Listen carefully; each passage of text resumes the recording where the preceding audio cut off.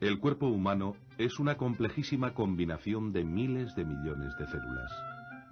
Unas constituyen el pelo, otras la piel, otras el sistema nervioso. Cada una cumple su papel en el organismo. Pero todas tienen algo en común. En su interior portan el ADN, que contiene toda la información genética de esa persona. Esa información se mantiene intacta y completa en cada una de las células del cuerpo, excepto en un caso muy concreto. En el varón, en los testículos se produce la división meiótica encargada de generar células haploides, los espermatozoides, que portan tan solo la mitad de la información genética del individuo.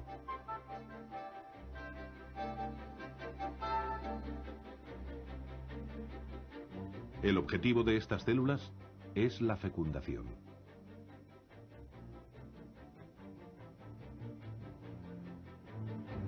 La mujer genera una célula similar, el óvulo, que también ha sufrido el mismo proceso de reducción de la cantidad de ADN.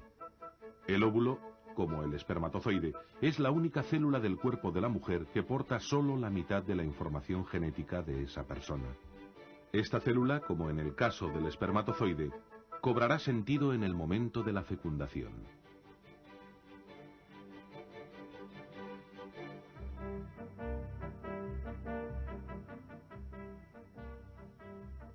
El contenido de ADN permanece intacto en todas las demás células de la madre y del padre. En ella vienen grabadas todas las características físicas del individuo, desde el grupo sanguíneo hasta el color de los ojos.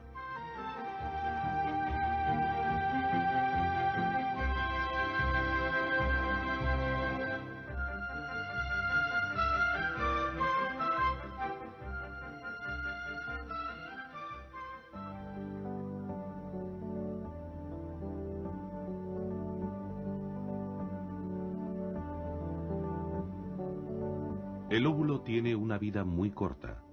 Si no es fecundado, se mantiene vivo tan solo 24 horas después de la ovulación.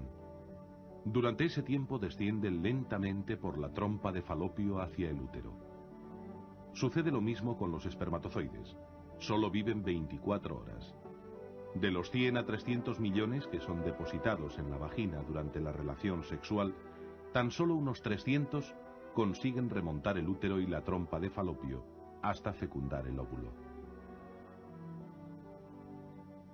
Inmediatamente este se volverá impenetrable para otros espermatozoides.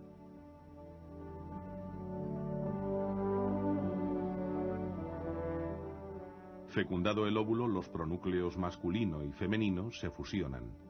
En ese momento se crea una nueva vida, con una información genética que resulta de la combinación del ADN materno y paterno.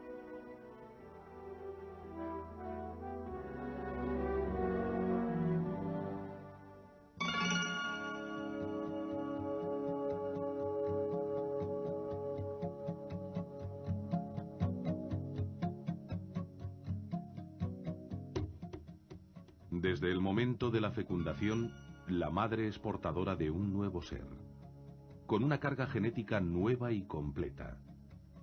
Entre esa información genética está el sexo del nuevo individuo. El cigoto así formado se divide y se inicia la segmentación del mismo, multiplicándose el número de células.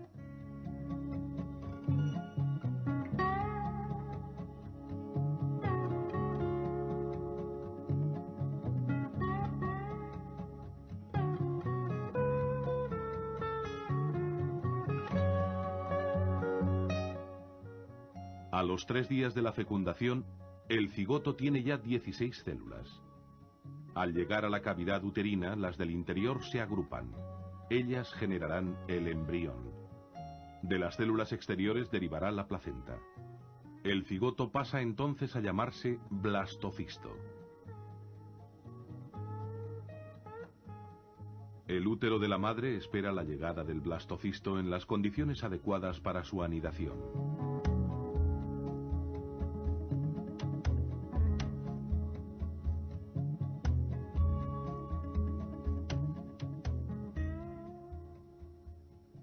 Vemos así cómo desde el momento de la fecundación, El nuevo ser ha pasado en poco tiempo a tener 2 células, luego 4, 8, 16, para finalmente dividirse en una capa interna y otra externa. De la interna surgirá el embrión, de la externa derivará la placenta, a partir del momento de la anidación.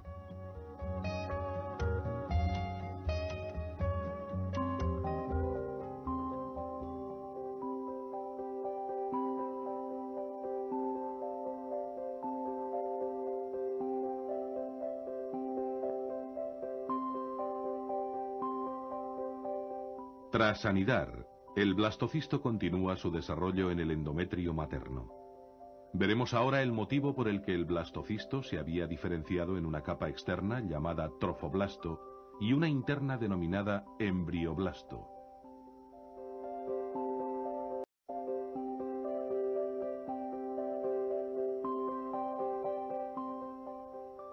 El trofoblasto prolifera, introduciéndose cada vez más en los tejidos de la madre.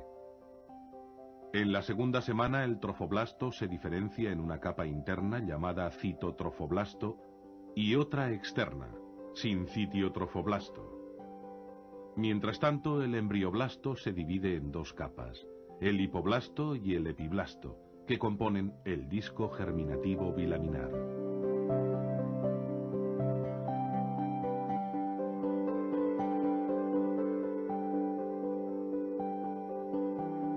El rápido crecimiento de las capas externas crea 2 cavidades en torno al embrioblasto. Estas cavidades van a rodear y proteger desde ahora hasta el momento del parto al nuevo ser, que se encuentra rodeado por el líquido amniótico contenido en su cavidad.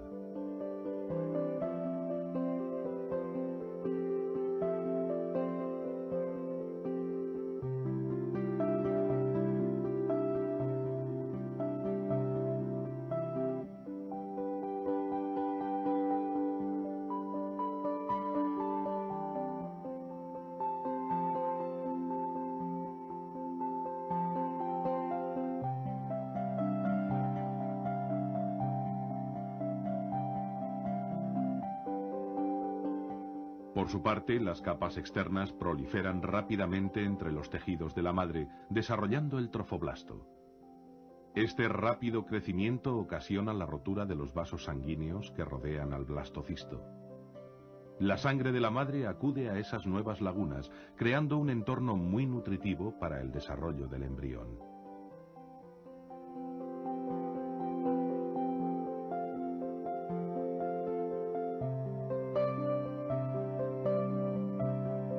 El crecimiento del disco germinativo es lento en comparación con el del trofoblasto. Al final de esta semana, el disco germinativo se encuentra entre 2 cavidades, sujeta por el pedículo de fijación dentro de la cavidad coriónica.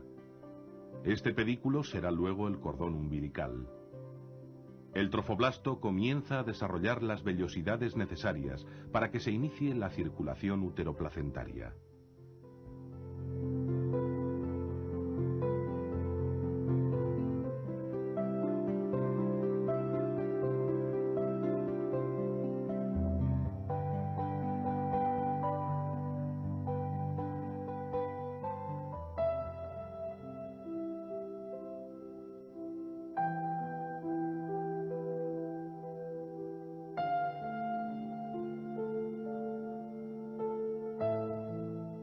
El fenómeno más característico que se produce durante la tercera semana es la gastrulación, proceso mediante el cual se establecen las 3 capas germinativas en el embrión. Así comienza a surgir una nueva capa celular entre las que componían el disco bilaminar. Se forman entonces el ectodermo, mesodermo y endodermo, de los que se diferenciarán los tejidos y órganos del embrión. La gastrulación comienza con la formación de la línea primitiva en la superficie del epiblasto.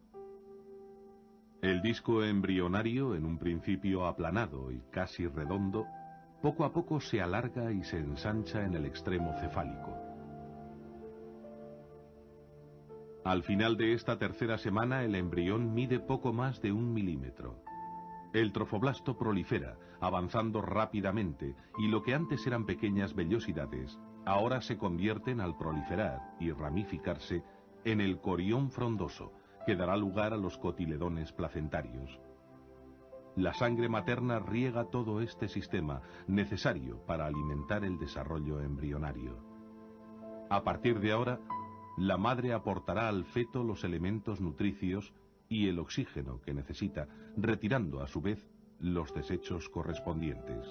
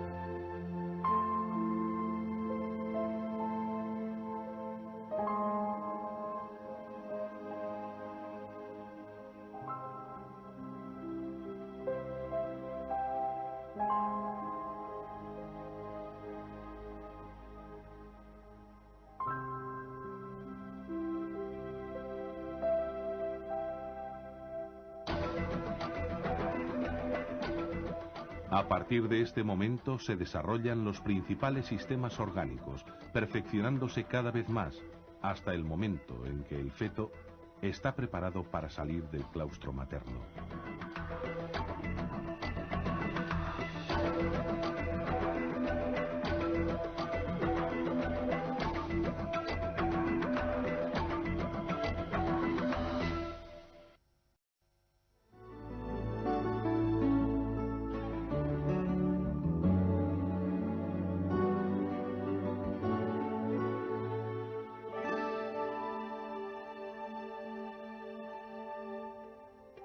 Desde el momento de la fecundación se han sucedido una serie de acontecimientos que desembocan al final de la tercera semana en el desarrollo del disco germinativo trilaminar. Ese disco, como habíamos visto, consta de 3 capas de las que ahora derivarán todos los tejidos y órganos específicos. A esta etapa, que ahora comienza, se le denomina periodo embrionario. Le seguirá luego el periodo fetal. Al final de esta última etapa, el feto estará listo para salir del claustro materno.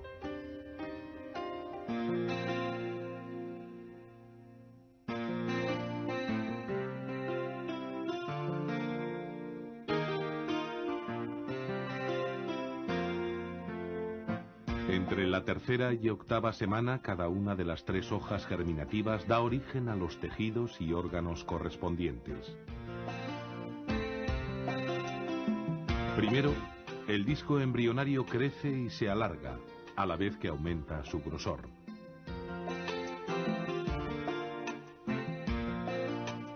Se forma así la placa neural, a partir de la cual se irá desarrollando la cabeza del embrión.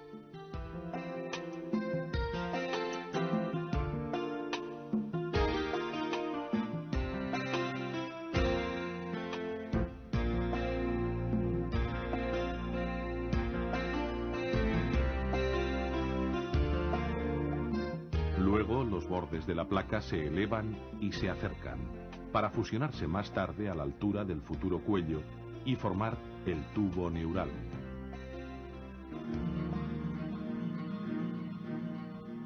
El proceso se completa al acabar de cerrarse el tubo neural, formando la médula espinal y las vesículas cerebrales. A partir de ahora se desarrollan los tejidos y órganos correspondientes. Al crecer rápidamente el sistema nervioso, el embrión se pliega, lo que comienza a dar la forma redondeada del cuerpo. Este fenómeno rodea a la capa interna, el endodermo, en la que se genera todo el tracto gastrointestinal, el aparato respiratorio y urogenital, el hígado y el páncreas, además de otros tejidos y órganos. Esta etapa es fundamental para el desarrollo correcto del embrión y al mismo tiempo la más sensible a la producción de defectos estructurales. Como consecuencia de la formación de órganos al final de la octava semana, han aparecido ya los principales rasgos del cuerpo humano.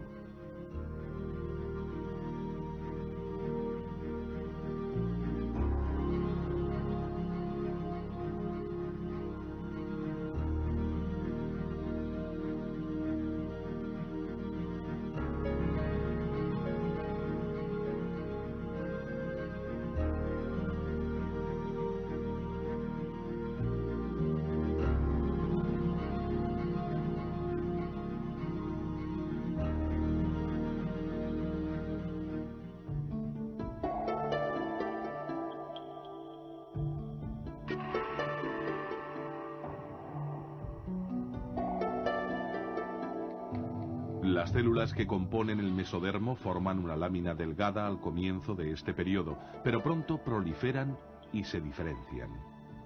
De esa diferenciación nacen los músculos, cartílagos y huesos, el tejido subcutáneo y todo el sistema vascular. Se van conformando el corazón, las arterias, las venas y todas las células sanguíneas. Además, origina el sistema urogenital, riñones, gónadas y sus conductos. En la sexta semana, el corazón impulsa la circulación.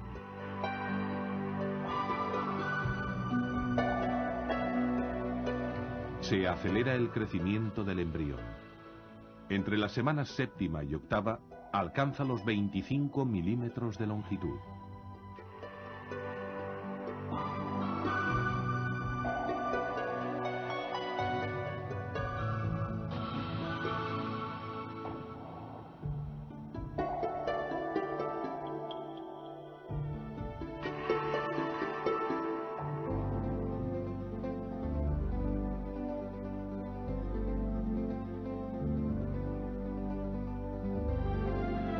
Como hemos visto, el rápido crecimiento del sistema nervioso era el causante del plegamiento inicial del embrión.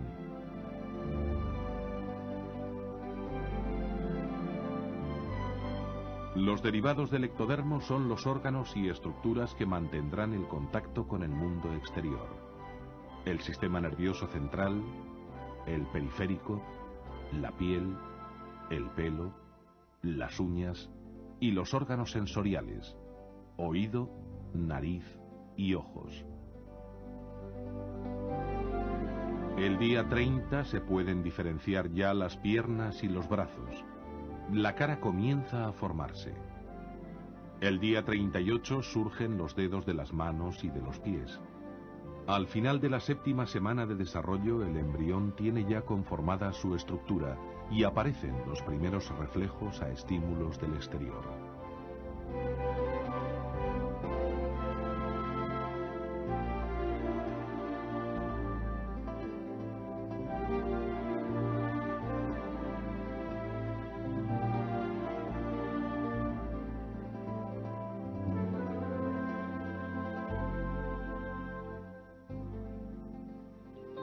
Durante el embarazo, el útero experimenta un extraordinario crecimiento con aumento de tamaño y volumen. En su interior se distinguen la decidua basal, la decidua capsular y la decidua refleja. Esta última terminará por contactar con la capsular al crecer el embrión en la cavidad uterina. En el cuello del útero se forma un tapón que cierra la cavidad uterina e impide la entrada de gérmenes desde la vagina. La placenta se desarrolla tan rápidamente como el embrión, estableciendo un rico intercambio de sustancias nutritivas y oxígeno entre la madre y el feto.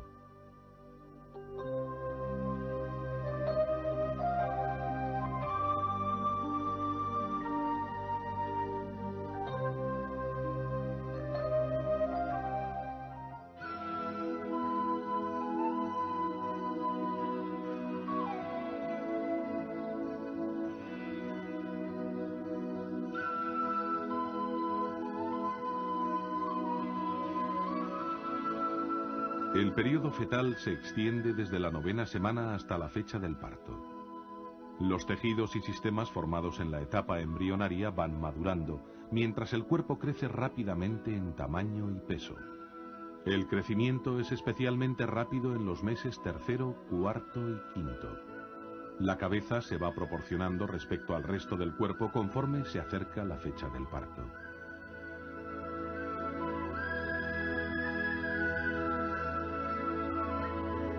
La ecografía nos permite ver las fases del desarrollo embrionario y fetal. Ya en la 8ª semana reacciona a estímulos exteriores. En esa semana tiene lugar también la diferenciación sexual. En la 10ª semana el feto pesa entre 15 y 25 gramos y es capaz de abrir y cerrar la boca. En la 13ª semana surge el reflejo de succión. Los ojos y las orejas se sitúan en su posición definitiva. Más tarde, las extremidades alcanzan su longitud relativa en comparación con el resto del cuerpo. Los movimientos del feto no son todavía percibidos por la madre.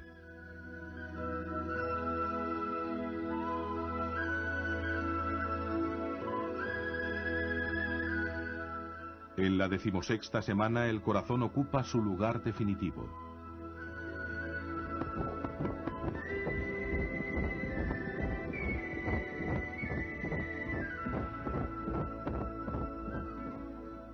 Poco después, el feto desarrolla rápidamente los sentidos.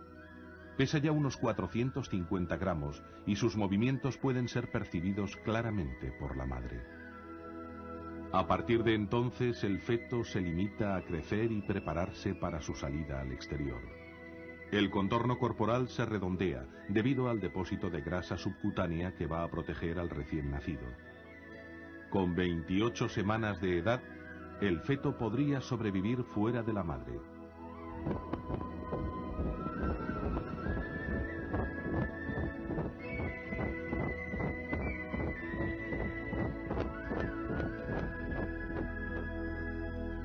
Durante los 2 últimos meses, el feto duplica su peso.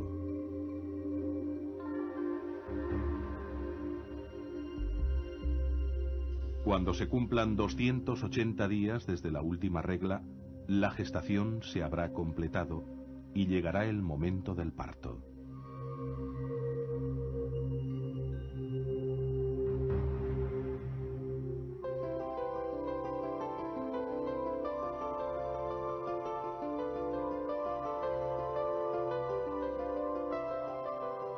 A las 40 semanas de la última menstruación, el feto ya está preparado para nacer.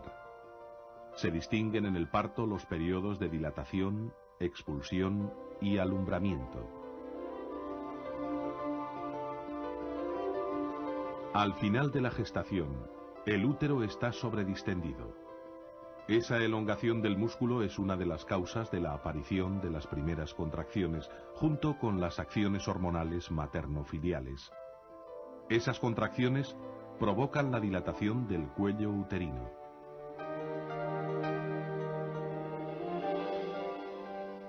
Se dice que esa dilatación es completa cuando alcanza los 10 centímetros de diámetro.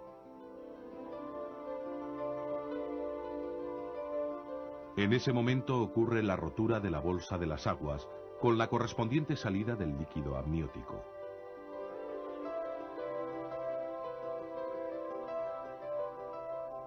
Producida la rotura de la bolsa de las aguas, las contracciones cesan por un momento hasta que el útero se adapta a la nueva situación. Cuando está listo, a los 10 o 15 minutos, reaparecen las contracciones, pero ahora más intensas y frecuentes. Comienza entonces el periodo expulsivo.